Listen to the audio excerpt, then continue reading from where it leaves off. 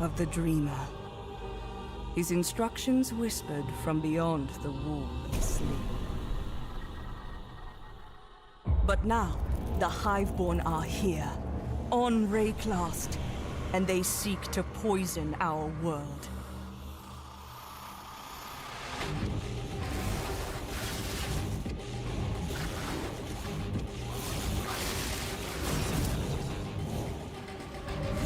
We must close their breaches, destroy their hives, slay their breach lords.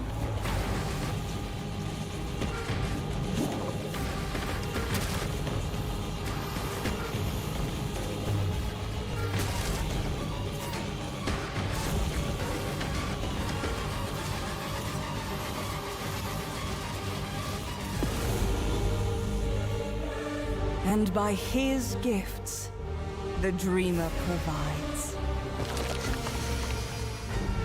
They brought this war to our world, but we shall end it, whatever it takes.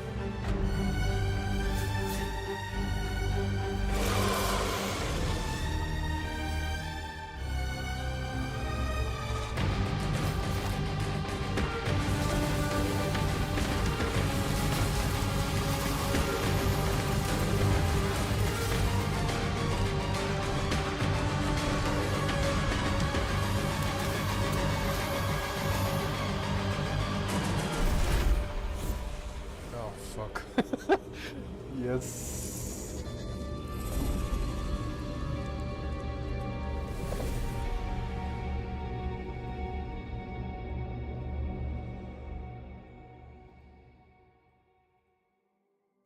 Now, as you can see, this expansion is a true sequel to the Breach League, first introduced to the game in 2016.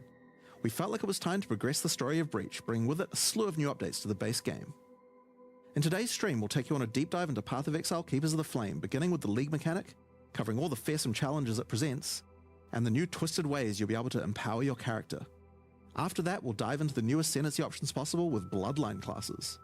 Then we'll cover the much anticipated and synchronous trade system coming to Path of Exile 1.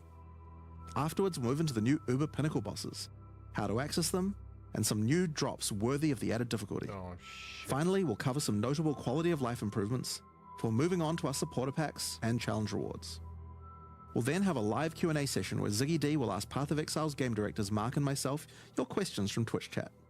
And after the live stream, we'll drop the full patch notes at 11 AM New Zealand time or 3 PM Pacific. So let's get started. I'll hand things over to Mark to introduce the new league. Hi, I'm Mark Roberts, game director on Path of Exile. Breach is a beloved league that has had an iconic history in PoE. We intend to honour that legacy with our first ever sequel league, Keepers of the Flame. This develops every aspect of Breach, adding new layers to discover, richer lore, scarier bosses, and entirely new mechanics. That said, this is still Breach, so you will still be opening breaches and slaying hordes of otherworldly monsters. The Breach Lords have found the means to stabilise the connection between their realm and Rayclast. Now, with their grip tightening, we learn their true goal in our world, conquest. The threat they pose has now escalated to home soil. On the coast in Act 1, you'll encounter Aelith, the founder of the Keepers of the Flame. This is a monastic order sworn to defend Rayclast from the Breach Lords. The exit to the Mudflats has been barricaded by Hiveborn, Breach monsters that are working to claim every inch of Rayclast. Aelith can grant you a small spark of the power of the Flame, allowing you to blast away their barricade and move onwards. Once you enter the Mudflats, you'll find it infested with Breach monsters. They appear to be constructing a kind of hive, creating strange shapes and structures that absolutely don't belong. Time to purge them with fire. Aelith needs you to protect her as she empowers the Flame to do so. Hold off the assault long enough, and she'll be able to demolish the hive with cleansing flame. In other areas, the gap between worlds is strained. Here, you'll find a more familiar encounter with a new twist. A massive breach hand sunders the space between dimensions, and touching it will open an unstable breach, causing monsters to flood in. If you can slaughter them quickly enough, you can stabilize the breach. This brazen action can draw the attention of Vroon, Marshal of Zesht, who will do everything it can to stop you. Defeating this boss will permanently seal the breach, severing another connection between the Breachlord's world and Rayclast. These stabilized breaches are similar to what a breach once was, but with upgraded monsters, a success condition to shoot for, UI tracking to keep the player informed of their progress through the encounter, and satisfying feedback when you do manage to complete the encounter. We've taken all the lessons we've learned since the release of Breach 9 years ago and improved upon it in every way we can. However, much of the joy of Breach came from its simplicity. While we want to modernize the mechanic, we don't want to undermine the core experience. You're still mostly just slaughtering hordes of enemies in a circle. Finally, in endgame areas you might run into breach constructions that have been left unopposed for too long, and have grown into their full twisted glory. Breach hives. Towering flesh-crafted cities in the sky. These are the visions of the Breachlords made real in Rayclast, teeming with breach monsters. You must raid and destroy these cities with the help of Aelith and her flame. In some of these hives, you may even encounter some of the Breachlords themselves, who will not be happy you're intruding on their planned conquest. Now, let's talk loot. Of course, being an exile is hard work, and you're unlikely to help entirely out of the goodness of your heart. Fortunately, Aelith has power and rewards aplenty, born of the Breach Realm itself, to offer you for your assistance. Help her, and she'll bring you to the Monastery of the Keepers, the hallowed halls of her order. Here, you'll find the Genesis Tree, the growing heart of the Keeper's power. On interacting with it, you'll find that this tree has a tree. That's right, it couldn't be Path of Exile unless the tree also had a tree. More importantly, the Genesis Tree is an engine of unholy creation, and a profitable one. As you complete breach encounters and work more with Aelith, you'll be able to grow the Genesis Tree larger and larger, sprouting additional limbs. Each of these limbs, you'll notice, has their own inventories. These can be used for an unusual method of crafting new items. With this system, you'll be able to grow currency, uniques, equipment, and a new kind of otherworldly item, grafts. Grafts are breach hands grown directly from the Genesis Tree, born of the same flesh and sinew as the invading monsters. These fuse directly to your body, in a completely safe process. Don't worry about it. With grafts, you can harness the power of the breach. Some provide passive benefits like this, or this, but they can also grant a wide selection of powerful skills. These graft skills can provide a flexible way to fill gaps in your build, offering everything from damage to potent defensive buffs and crowd control. For example, the Battering All graft will call massive arms to erupt from the earth, stunning all those they hit. For some additional pack clearing power, you could consider the Squalling Tool graft. When commanded, this graft will cast Dance in the White, creating a deadly ice tornado which aggressively seeks enemies and fires off bursts of ricocheting projectiles when you critically strike with skills. For some further utility and a useful buff, try out the Storming Ash graft. This can be commanded to call down a ring of bolts from the sky that will leave behind the new Radiant Ground. Radiant Ground grants a potent damage buff to allies standing within it and makes their hit damage lucky. If you're simply after raw damage, look no further than the Erupting Zoth graft, which causes massive eruptions of fire where you command, which then re-erupt when you Warcry. There are a total of 16 different graft types you can grow, each with their own skill. You can even unlock a second graft slot as you progress through Aelith's questline, so feel free to mix and match Flesh Zone horrors to your heart's content. Now, grafts aren't just here to make you stronger, they are also your means of feeding the Genesis tree, which needs constant supplies of graft blood to grow anything useful. You can do this by defeating breach monsters, which will leave behind blood that your graft will automatically collect. When you feed this blood to the tree, your allocated passives will be put to work. This section of the Genesis tree can be used to grow new grafts for you, which the Genesis tree will then birth in a gruesome display. Basic passives on the tree might increase item rarity of birthed grafts, or the chance to birth additional grafts. These passives can target specific types of grafts, and this passive causes grafts to be birthed with a random amount of quality. Quality improves the amount of blood that can be stored by your grafts. This section of the Genesis tree births currency items. Basic passives can result in more or better currency.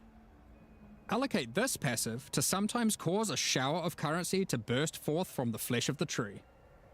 Yeah, it's a bit gross, but working with the organic matter of a bunch of dead otherworldly creatures was never going to be a clean affair.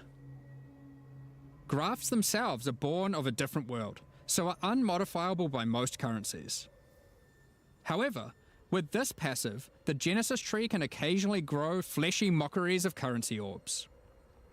These function like augmentation orbs, regal orbs, or exalted orbs, but they work on your grafts instead of normal gear. Yep, it's graft crafting. Allocating this passive can result in foul-born currencies. This foul-born exalted orb, for instance, behaves as a normal exalted orb, except it guarantees a higher tier modifier. By locking out a large portion of the lower rolls, a normal exalted orb would be able to hit. The largest section of the Genesis tree is used to grow rare equipment items.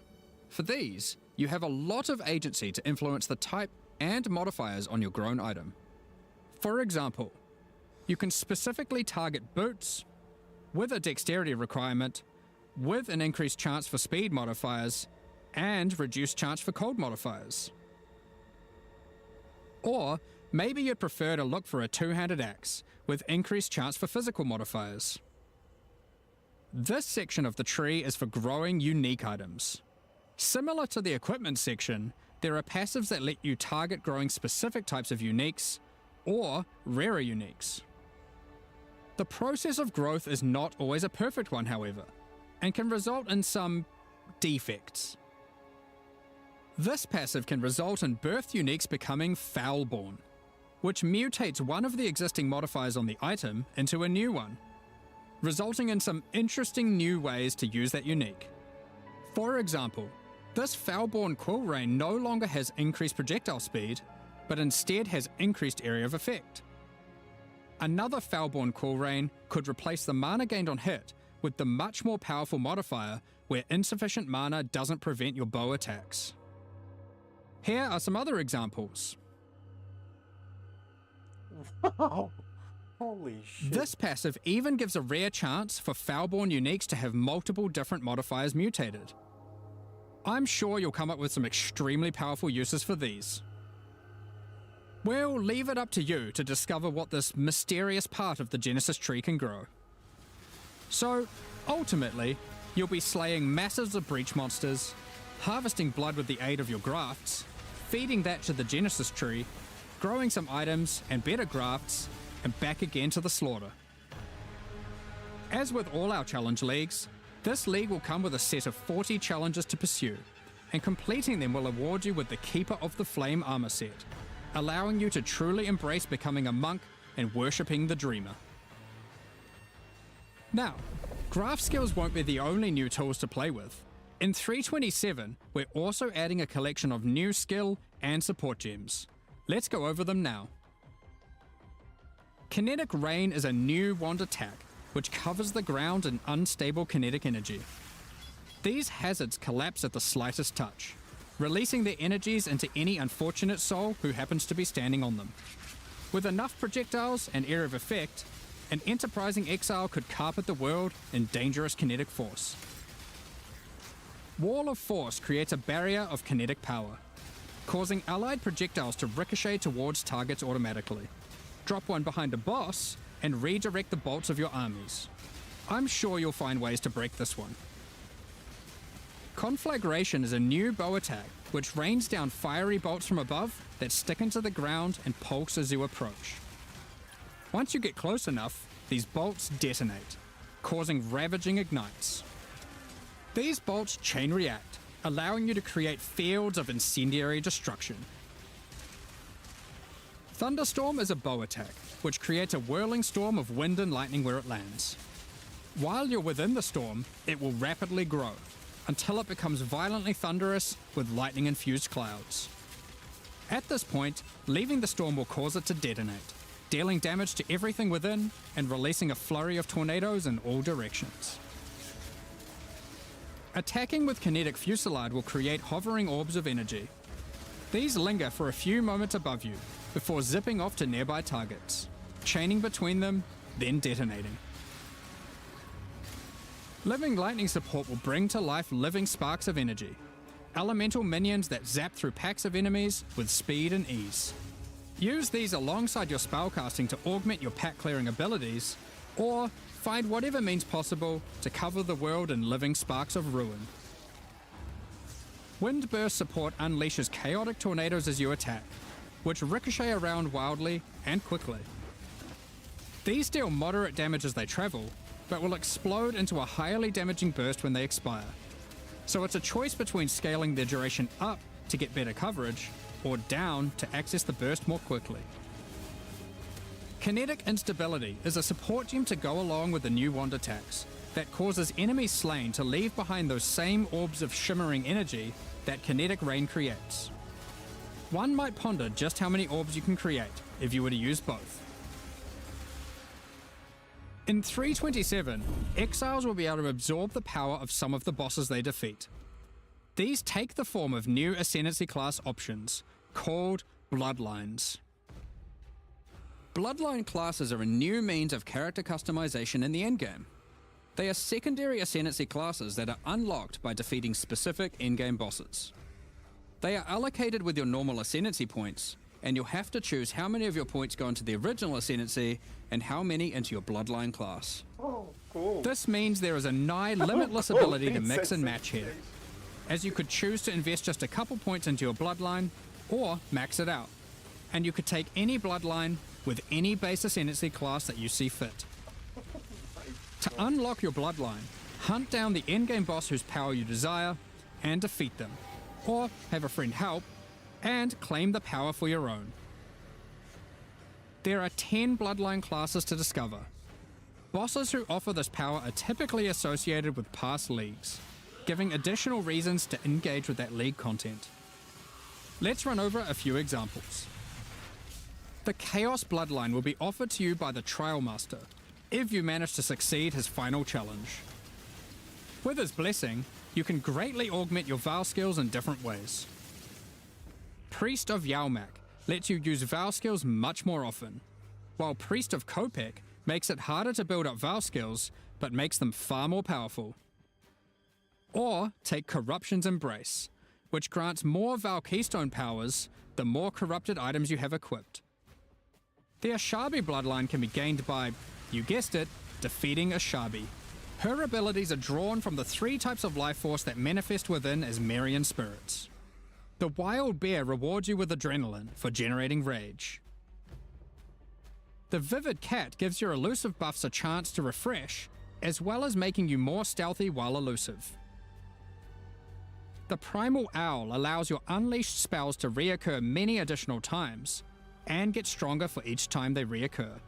What? The Nameless bloodline comes from the King in the Mists.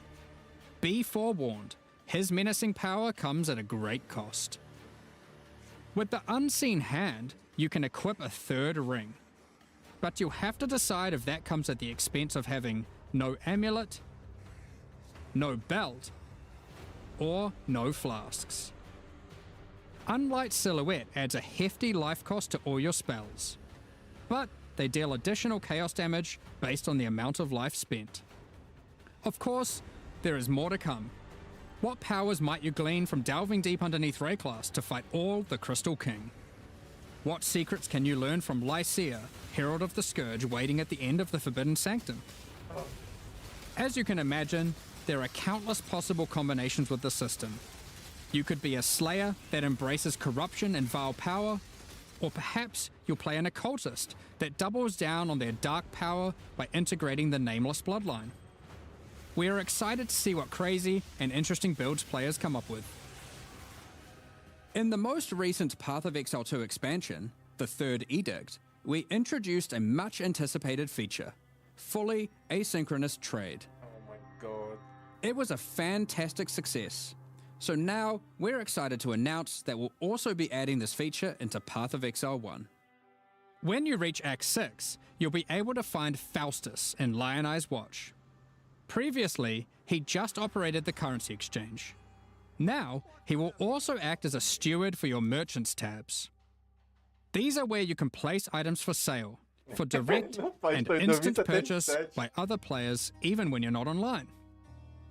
To list an item, simply place it in the tab and select a currency and an amount. I'll let you know. Once listed, other players will be able to find the item by searching for it via the trade website or the new in-game market search. To purchase something for yourself, it's as easy as hitting this button, which will teleport you to the seller's hideout, where you can view their merchants tabs, buy the item, and also view the rest of their wares in case something else catches your eye. Oh my god. Every purchase costs a small fee of gold, as Faustus takes his cut. To account for this further drain on gold, acquisition and cost balance elsewhere in the game has been adjusted. Anything you've managed to sell successfully will have your profits collected here, in a separate tab to claim at your leisure. To be clear, previous means of trading, such as via pre-existing premium stash tabs and the website, will still function just as before. Merchants tabs, and the asynchronous trading that comes with them, are an entirely additive feature on top of the already existing methods to trade. You might find yourself needing the trade system to buy some upgrades, because this update also introduces 3 new Uber Pinnacle boss fights. These encounters are manifested from the memories of Zana, and in her long torment, they have festered into something truly deadly. These fights offer an imposing challenge, alongside powerful rewards. In order to gain access, similar to existing Uber Pinnacle fights, you'll need to discover fragments dropped by Tier 17 map bosses. Each attempt at the new Uber Pinnacle fights will require 5 of these.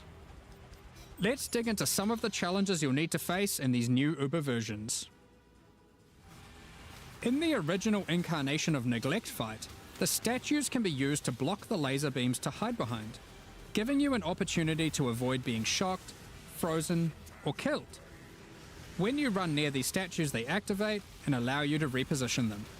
While activated, they will not stop the lasers, meaning you want to position them well, then avoid them. However, in the Uber version of this fight, instead of being a safe haven, the statues will refract the laser beams, causing a ruckus of energy to cover the arena. Activating them will prevent the refraction, so unlike the base fight, where you want to position them well and then avoid them, you'll be wanting to constantly keep these statues active.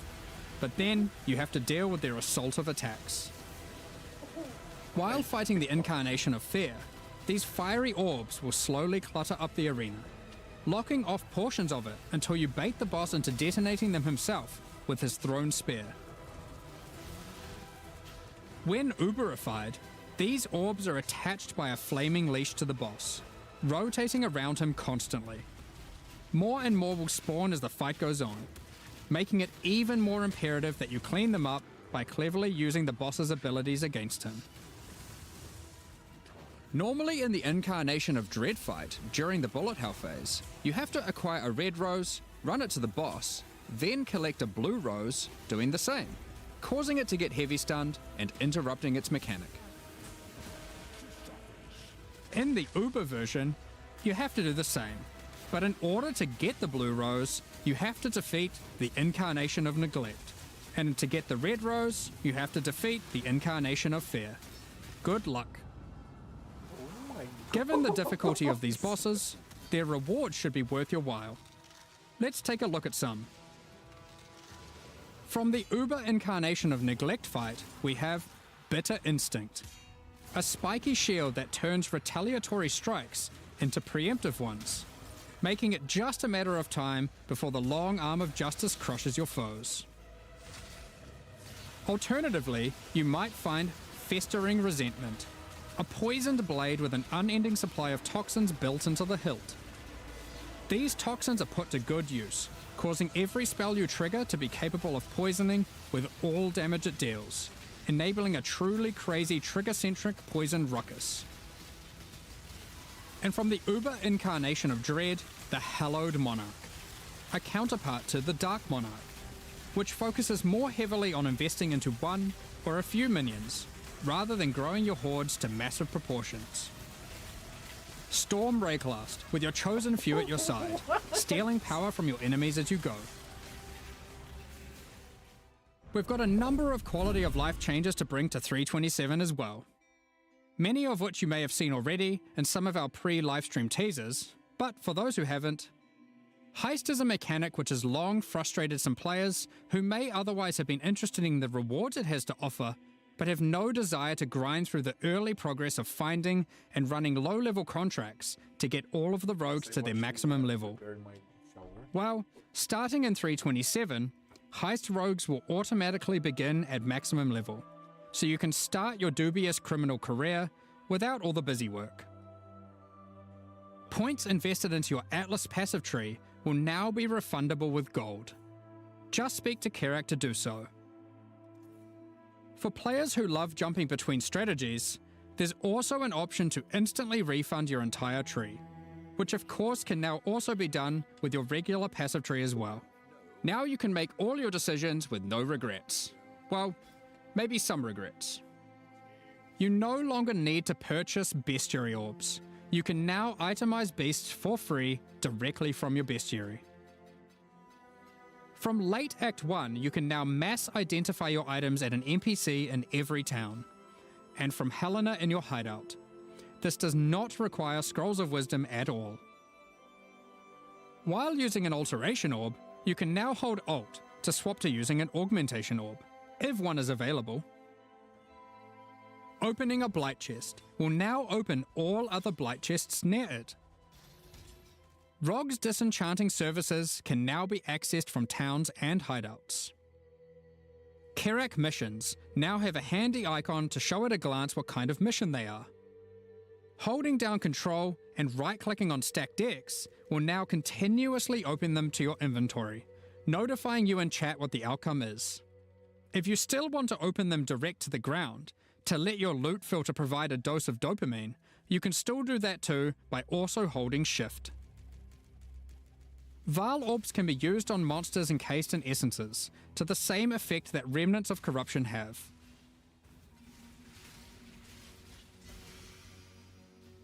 When multiple skill gems are ready to level at the same time, you'll now be able to click this button to level them all up at once. Next up, we're going to be talking about our new League supporter packs. Today, we're launching two new series of supporter packs, the Champion of Theopolis and the Verdant Magus packs. Each tier contains the pack's full face value in points, alongside several exclusive microtransactions. As always, the microtransactions in these packs are purely cosmetic and do not affect your character's power or progression in any way. The Champion of Theopolis series of supporter packs contains 6 exclusive microtransactions. Manifest a Champion's Ferocity, as the Lion's Might unique finisher effect rips your enemies to shreds. Open the Champion of Theopolis portal to end your crusade through maps in the style expected of a true victor of the arena. Defeat your enemies like a true gladiator, wearing the Grand Champion of Theopolis armor set, the armor awarded only to the most elite warriors of the Grand Arena. Take charge of the situation and storm into combat with the Flaming Minotaur's Quicksilver Flask effect. The Champion's Podium map device rises up to honor the glory you've achieved as you activate it. Ascend the stairs and stand atop the platform as you enter your maps. Each flame surrounding the platform represents a remaining use on your portal. The burden-back billy goat carries all the supplies necessary for a campsite as he travels behind you in battle. When placed in a hideout, instead of roaming around like your other pets, their supplies are deployed, creating a small camp where you can access your stash and providing a place to take a load off while you rest next to the campfire. The Verdant Magus series contains 6 exclusive microtransactions.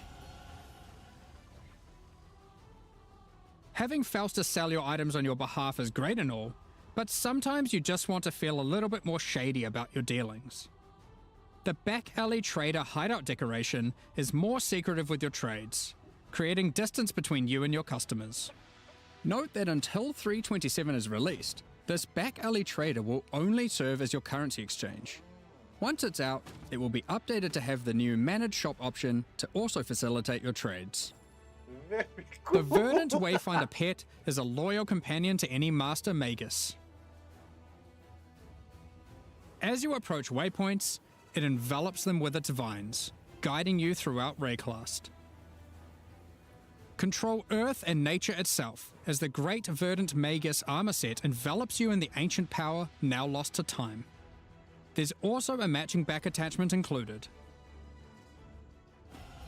Remnants of the forest ripple out from within you with the Verdant Magus level up effect equipped, restoring life to the corrupted land. Call on an ancient golem to use their power to create a safe passage for you to retreat through with the Arcane Golem portal. As a Supreme Verdant Magus, you can travel to your Arcane Isle hideout. A cluster of islands held together by ancient magic passed down between elite mages. Stand atop your tower and relish the great heights you've reached above those who have not harnessed the arcane. Shit. These packs are now available for purchase on both PC and console and will remain so during Path of Exile, Keepers of the Flame. Additionally, any microtransactions from these supporter packs will be made available for use in Path of Exile 2. Meanwhile, the Crypt Keeper and Frisian Magistrate packs leave the store forever at the launch of the Keepers of the Flame League, so now's your last chance to purchase them. Thank you so much for your ongoing support. We're just about to start the Q&A with Ziggy D. Afterwards, we'll post the full patch notes for Path of Exile, Keepers of the Flame, at 11 AM New Zealand time, 3 PM Pacific. With release at the end of next week, our community team will be posting crucial information you'll need for the release. Keep an eye on the news. Thanks for joining us today and checking out our latest developments. We're looking forward to holding off the Breachlord's conquest, crafting gruesome grafts, planning dozens of Bloodline-empowered builds, and filling out our trees tree. We hope you all join us. Well, I have to teach now. I was not expecting to go for a long stream. This was just the review stream. I'll go teach when I come back, shower. I'll stream again. G'day Exiles and for welcome to the Path of Exile post-reveal. 2, the last character that I'm making, which is I was playing Civilization 5, which is a sorceress. So yeah, until later when I come back. Bye. Be